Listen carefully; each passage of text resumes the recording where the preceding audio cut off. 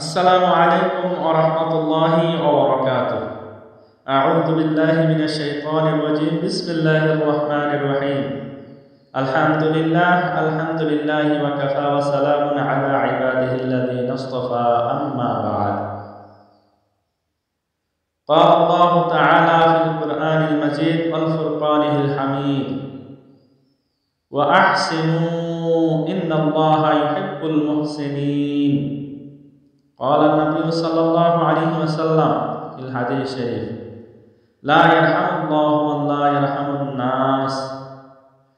সম্মানিত ইসলাম প্রিয় দিনী ভাই ও বোনেরা, আপনাদের সামনে মহাকালের মহাগ্রন্থ পবিত্র আল কুরআন থেকে সূরা বাকারার 195 নম্বর আয়াতে কারিমা আপনাদের সামনে উপস্থাপন করেছি এবং মিশকাত শরীফ থেকে 421 নম্বর হাদিস, ছোট্ট একটি হাদিস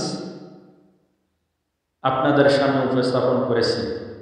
তো আসুন আমরা মনোযোগ দিয়ে শুনি, যাহাতে আমাদের ইহকালীন এবং পরকালীন কল্যাণ সাধিত হয়। মহান আল্লাহ তাআলা ঘোষণা করে বলেন, ওয়া আহসিনু, এবং তোমরা সৎকর্ম সম্পাদন করো, অবলম্বন করো। নিশ্চয় আল্লাহ সৎকর্মশীলদেরকে ভালোবাসেন। এই আয়াতের আরেকটি অর্থ বহন করে, এবং তুমি মানুষের প্রতি অনুগ্রহ পোষণ করো। নিশ্চয় আল্লাহ অনুগ্রহকারীদেরকে ভালোবাসেন, অনুগ্রহকারী লোকদেরকে ভালোবাসেন। অনুগ্রহ বলতে কি বোঝায়? তুমি অন্যকে অনুগ্রহ করো, দয়া করো, নিজের প্রতি যেমন তুমি অনুগ্রহ করো, অপরের প্রতিও তেমনই দয়া করো, সৎ কাজ করো, ভালো কাজ করো। আর নিশ্চয় আল্লাহ সৎ কাজকারীদেরকে, ভালো কাজ সম্পাদনকারীদেরকে ভালোবাসেন। এ হলো আয়াতের সংক্ষিপ্ত ব্যাখ্যা। পাশাপাশি হাদিস শরীফের মধ্যে রাসূলুল্লাহ সাল্লাল্লাহু আলাইহি ওয়াসাল্লাম বলেন, লা ইয়ারহামুল্লাহু মান লা ইয়ারহামুন নাস। যে ব্যক্তি মানুষের প্রতি রহম করে না, আল্লাহ তাআলা তাহার প্রতি রহম করেন না। এই হাদিস দ্বারা বোঝা যায় যে মানুষের প্রতি রহম করতে হবে, দয়া করতে হবে, মায়া করতে হবে। তাহলে অবশ্যই আল্লাহ আমাকে আপনাকে দয়া করবেন, মায়া করবেন। যদি মানুষের প্রতি আপনি দয়া না করেন, আল্লাহ আপনার প্রতিও দয়া করবেন।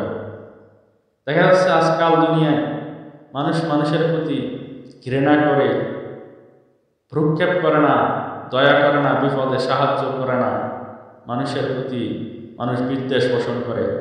এটা ঠিক নয়।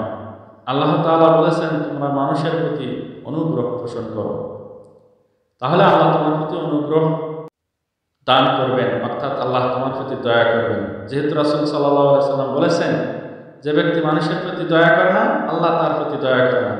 তাই আসুন আমরা সকলের প্রতি দয়া করতে শিখি, অনুগ্রহশীল হতে শিখি। নিশ্চয় আল্লাহ তাআলা আমাদের প্রতি অনুগ্রহ করবেন, দয়া করবেন, মায়া করবেন। এই বলে আজকের সংক্ষিপ্ত আলোচনা এখানে শেষ করছি। আমা তাওফিকি ইল্লা বিল্লাহ। আসসালামু আলাইকুম ওয়া রাহমাতুল্লাহ।